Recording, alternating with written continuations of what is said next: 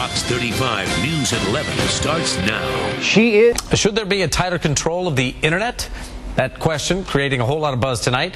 A UN-sponsored conference next month in Dubai will propose new regulations and restrictions for the internet. Some critics, though, fear it could be a threat to free speech. We always bring in Tom Jelneck from On Target Web Solutions when we talk about internet and new gadgets and stuff like that.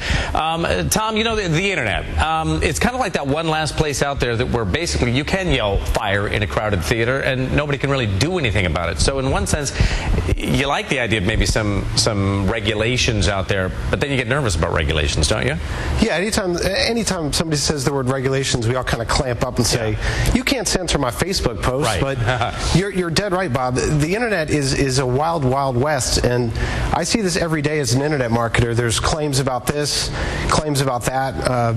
People's reputations. Whether or not it's true. Yeah, it doesn't have to be true. Reputations are getting destroyed. Well, let me ask you about this UN-sponsored conference that's out there, because maybe we do want some regulations, but who are we going to give the keys to? You know what I mean? Are we giving it to some country in Dubai Dubai that wants to put regulations out there, or no? Well, that's definitely a concern, and I think the U.S. is paying very close attention to this. They've actually sent some delegates from big companies here like Cisco, Facebook, GoDaddy, just to kind of make sure that things are staying in check. Well, what kind of regulations are we talking about? I mean, you mentioned Facebook, but it wouldn't be that, would it?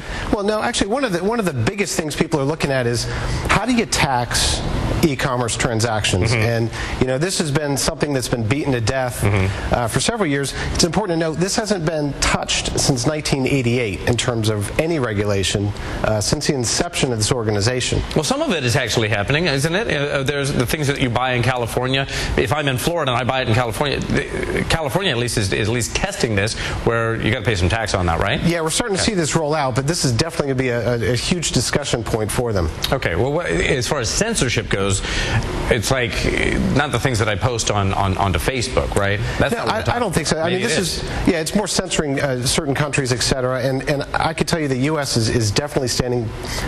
They're not looking for any censorship opportunities here at all. But I think it makes a good point, though, that the United Nations is involved here, because it gets so tricky when you're talking about anything coming out of the United States, into another country or so forth. How do you regulate that? Well, correct. Whose rules apply? Yeah, and the whole point of this organization in the beginning was just to make sure that every part of the world would have internet access. Yeah. Well, I guess this is one we're going to have to watch very, very closely. Absolutely. All right, Tom. Thanks. Thank you, Bob.